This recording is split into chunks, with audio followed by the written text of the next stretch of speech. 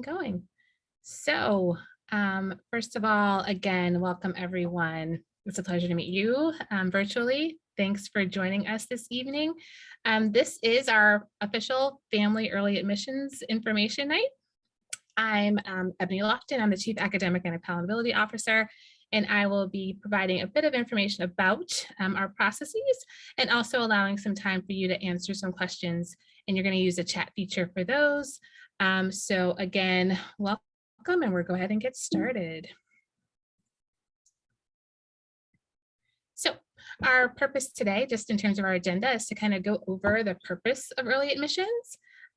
Also to work on kind of sharing what the definition of early admission to kindergarten and first grade is, to share the benefits of early admissions, and also to finally go over the process. So if you can take some time in the chat to just tell the group, what are your hopes for your child as you explore early entrance and early admissions into kindergarten or first grade? So feel free to chat away and let us know what your hopes are.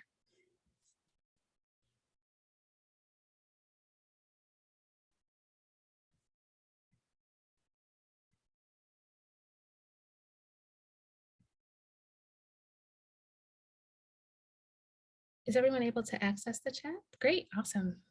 I see to be able to better face challenges after preschool, remain engaged and challenged in school. Great. Any other hopes and dreams?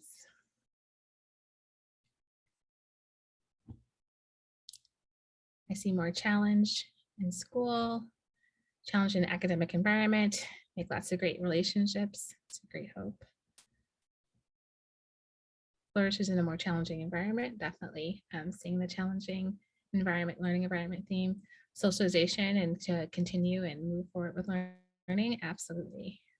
And feel free to continue to share those, but I think those are absolutely fantastic hopes. And then, yeah, that's a great question. Why should you keep your child back? All right, thank you. So I'm going to go ahead and try this link. It may or may not work, but we're going to give it a try. And it just some background on what it actually means to be gifted. So let's see what we end up with.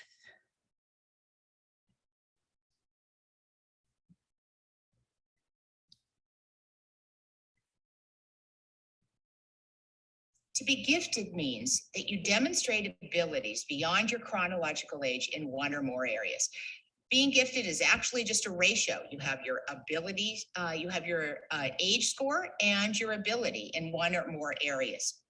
Classically, we think of being gifted as being intellectual gifts, but there are many kinds of giftedness. You can be physically gifted, you can be mechanically gifted. But again, it's always about having development that is out of sync with your age group in one or more areas. And that's just a quick and succinct definition, and one that we base our work on, especially as we think about acceleration. So I'll head back into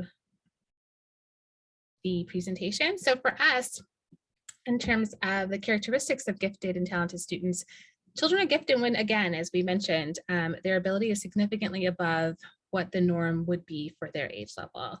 And as kind of was just indicated, giftedness may manifest itself. It looks different in different students, and it doesn't just have to be one domain. So it could be intellectual, creative, a child could have artistic gifts, leadership gifts, or in a specific academic field. So it could be language arts focus, science, mathematics, history. So there's a wide definition for what gifted feels and looks like in our children.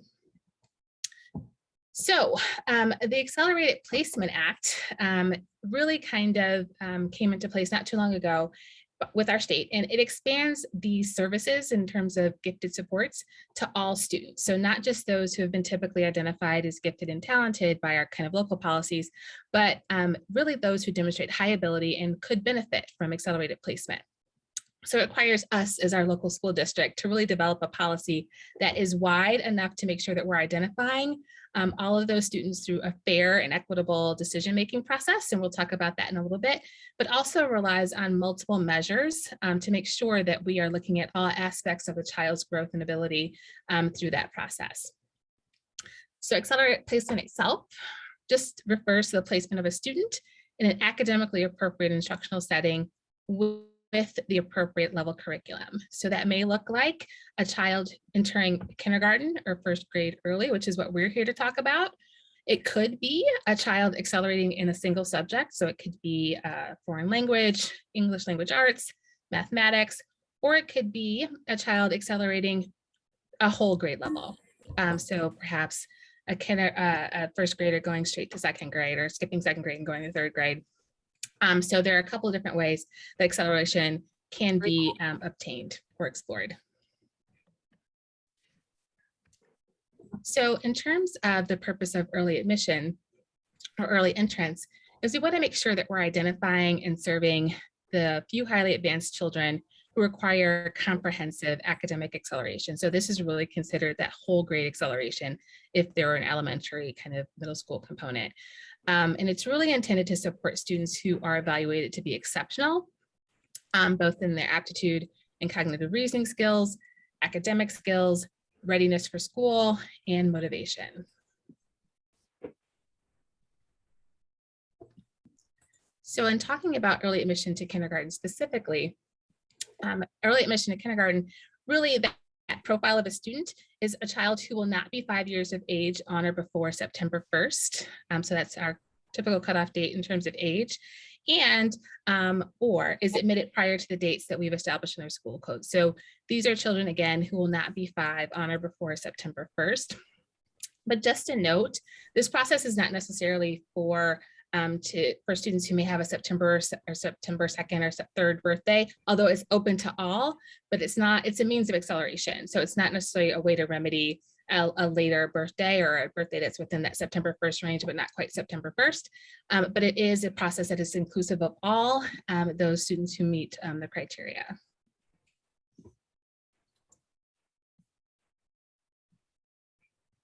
Early admission to first grade, that process, or I'm sorry, oops, there we go.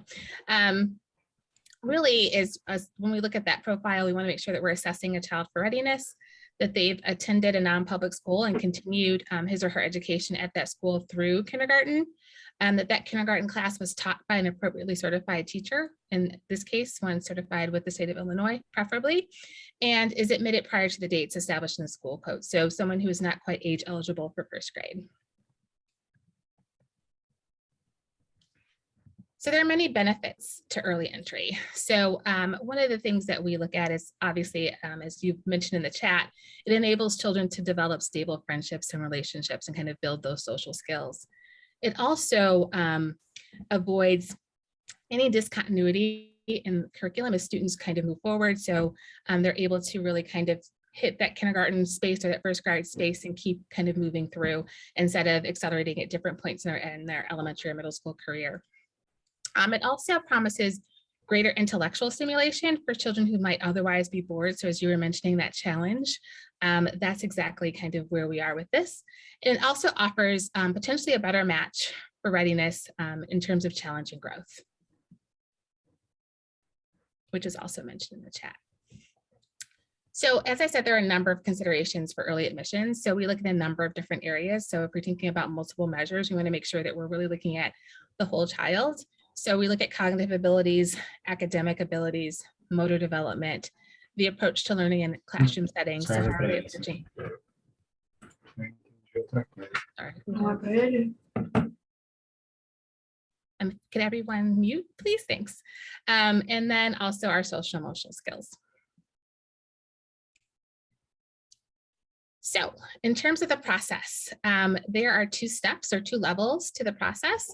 So when we look at the first step, the goal is for really kind of to get an idea of the academic skill levels of students. So the district assessment team, which is made up of our fantastic early childhood special education coordinator and our wonderful early childhood teachers, they will complete a grade level curriculum-based assessment or assessments in literacy. And when we talk about literacy, we're including phonological processing, phonics, decoding, fluency, comprehension, and written expression, as well as math.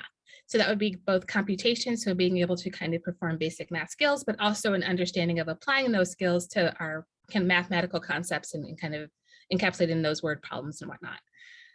This team will assess students on their ability to master those skills based on the requested grade level of acceleration. So the kindergarten assessment will look different from the first grade assessment. In this first level, kind of level 1, we will also ask parents to complete the ages and stages questionnaire. So once we've looked at the results, parents will be notified if the child is a candidate for acceleration based on kind of this review of the academic skills. If the child is and has demonstrated the adequate skills to move on, we would go to level 2.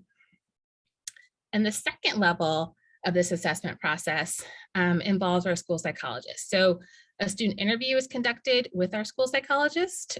Hopefully, depending on where we are with variance and that kind of thing, we'd love to do an observation of the student in an age-appropriate setting using an observation inventory, usually by our school psychologist. At this point, the parent rating skills that we talked about previously have to be completed. In addition, we would also want to make sure teacher rating scales are completed. So with their current teacher in a preschool or the kindergarten setting. And then the school psychologist also administers individual assessments. So this is a one-to-one assessment, as well as the previous level 1 was also a one-to-one assessment, but we're looking at ability, aptitude, and achievement. So achievement is based on their grade level skills. So if you have a child who's in kindergarten, we want to make sure that they understand all of those kindergarten skills. So at that point, based on the test or assessment, we're looking at skills that fall at or above the 90th percentile. We also looked at aptitude. So that really tells us how well a student will approach novel skills and learning and being flexible in their thinking. And so when we think about a grade level above, so a kindergarten, we would give kindergarten level skills for a kindergartner seeking entrance into first grade, but also we would make sure that we're providing an assessment that looks at the end of first grade to determine how students are actually approaching that content. And we're looking at or above 75th percentile when we are thinking about aptitude. So in terms of just the nitty-gritty of the process, the first step would be to submit a request for either the kindergarten or first grade early entrance via a Google form. And I'll show you that quickly, where to find that. I'm just going to come out of this screen.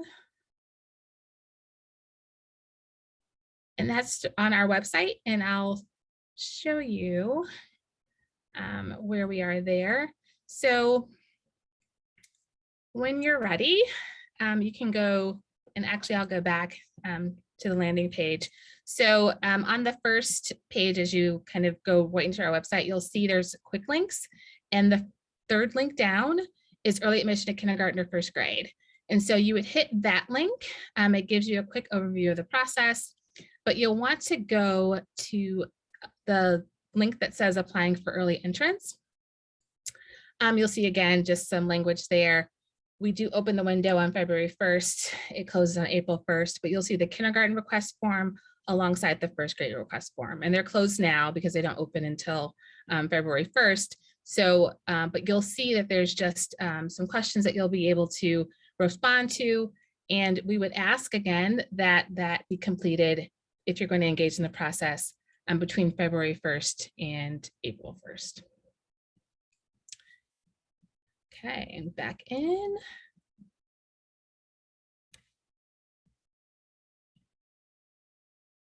So after you've completed the Google form, within 10 days, what we're asking is that you prove residency in District 97 by emailing the following: either proof of residency, a proof of residency item with your current Oak Park address. This could be a current lease, a current property bill, current mortgage statement or deed, or your Oak Park driver's license, along with the student's official certified birth certificate.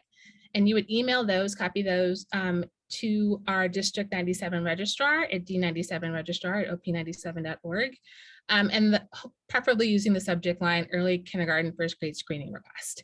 But we would definitely need to make sure that that residency information is submitted within 10 days of your Google Form submission so that we can move along quickly with scheduling your first testing assessment session.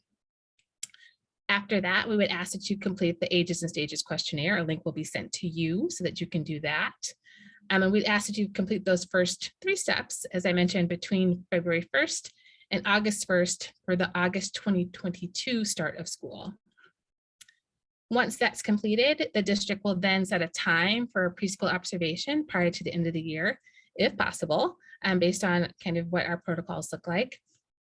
The district will confirm your request and schedule a testing session. So it could either be testing, typically, we try and kind of have it as on a rolling basis so that as we get those in, we're able to kind of schedule you within a month or 2 of you submitting the form.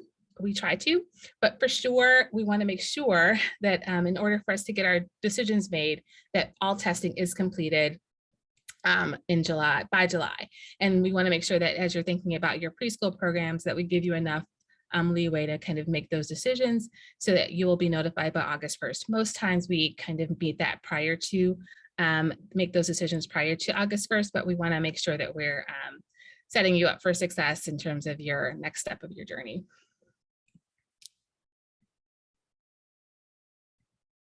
And finally, I'm gonna share first, if you have any questions that we don't answer in the next probably 20 minutes, this is the email address that we can be reached at, earlyadmissions@op97.org.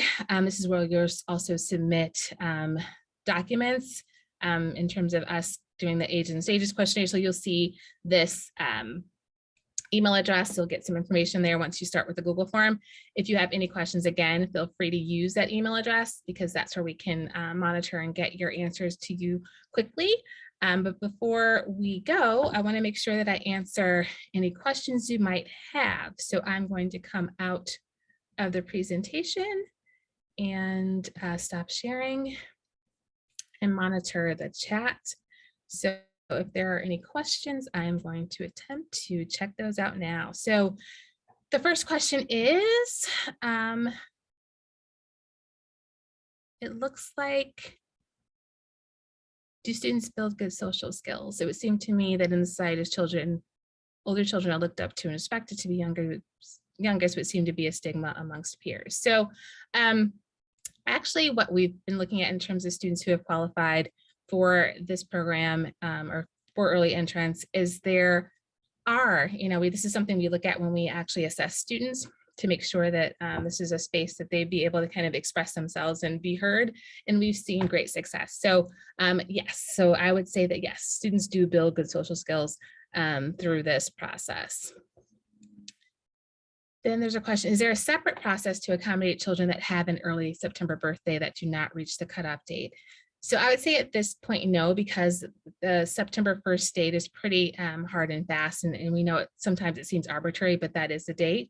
But that doesn't preclude you from participating in the process if you are interested in acceleration based on giftedness or the just wanting to explore this opportunity.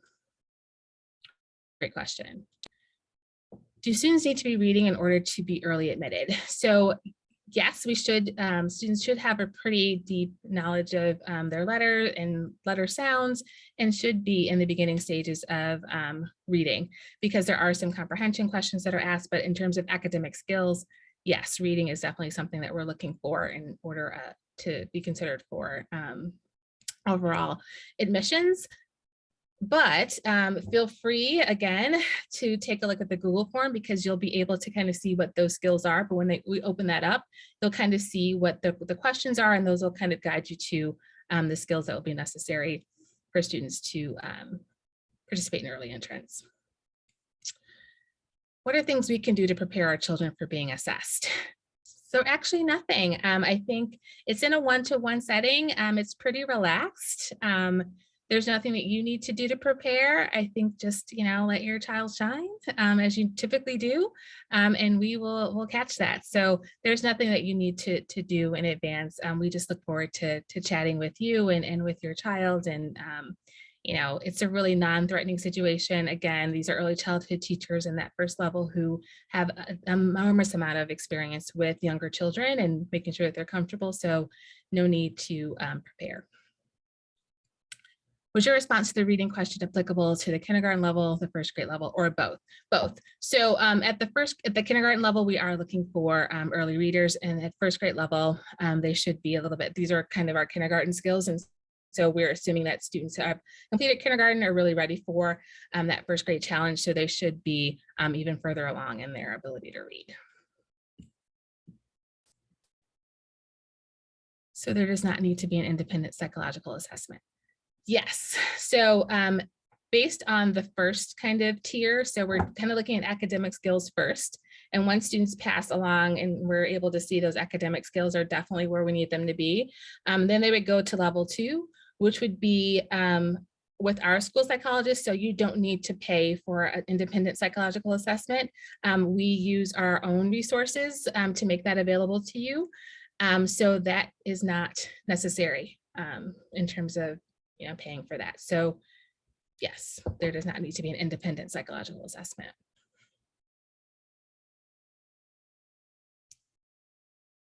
Any other questions?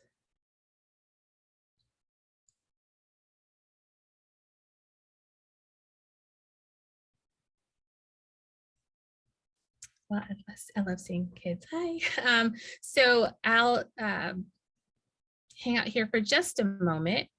But is the testing in person? So great question. So on the form, once you open it, you'll see that there is an option. We can do a virtual session. So it could be done virtually over Zoom, or it could be done in person, or you can indicate that you don't have a preference. So we know that there's a ton of uncertainty with what's going on with COVID right now. So we want to make sure that you have the option to pick either virtual or in person as the mode for assessment. Will my child be aware that they are being looked at and monitored during the on-site evaluations? So in terms of the observation, we try to be as kind of in the background as possible. So we don't make large pronouncements going in. So it's just kind of someone going in to kind of look at a preschool class. We hope that children aren't unnecessarily aware, but we know that, when you have a stranger or someone that you don't recognize coming in, there's naturally attention, but then we find that students tend to go back to what they were doing and kind of move forward. So no, we wouldn't announce to a child that they were being observed in that setting at all. I'll check and see if there are any other questions.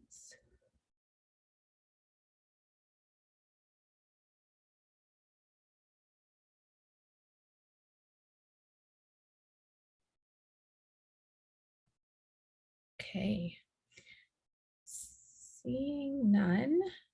As I said, I will be here if perhaps you want to ask a question personal to you or something that hasn't been answered here. We can go to a breakout room if there's something that you'd like to discuss in private. Otherwise, this will be available. This recording will be available on our website soon. So as soon as I stop recording here, we'll make sure that we send it over to our communications folks to upload that to the website. And also it'll be available on our YouTube channel. Oh, there's one more question. My child is in PKP. Could a teacher there complete the ASQ? There is a parent component and there will be a teacher rating scale. So it would be both parent and teacher completing the scales, but yes, that teacher there could complete the teacher rating scales. And just to confirm, no action required until the application window opens on February 1st. That is correct. Once February 1st hits, midnight, it will open up and you will see the Google form and can go right in and indicate that you'd like the process to start. If my child attends daycare instead of preschool, are they still eligible for early kindergarten admission? Yes. So if you're talking about early kindergarten, yes, that's fine. Early admission to first grade does require kindergarten, but for early admission to kindergarten, daycare or preschool is fine.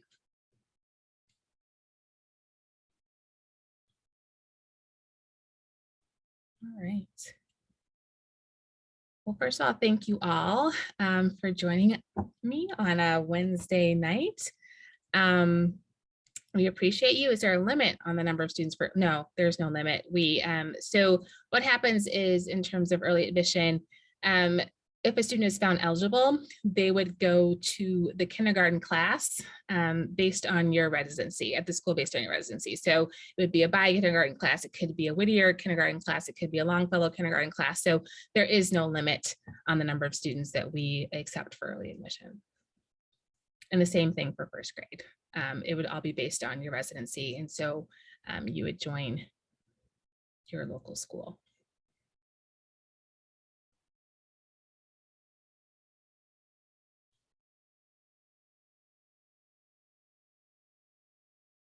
Okay. Well, thank you again. It was great seeing everyone. And thanks for Dana for populating that. Yes, if there are any questions or concerns, again, please use that email address, earlyadmissions@op97.org. And we are happy to entertain or try and figure out, problem solve for you, any questions, concerns you may have. Thank you again for joining us this evening. And like I said, I'll stick around. I'm getting a couple of direct messages, but I know many people have to go and get dinner started or finish up what they're doing with their children. So thanks again for joining us, and have a great rest of your evening. Thank you very much. Oh, absolutely.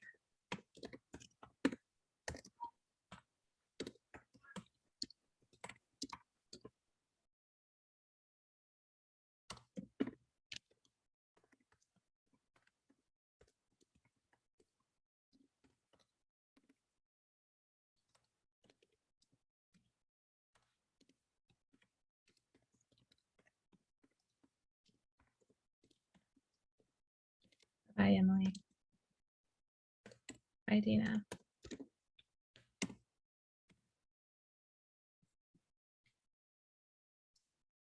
Great.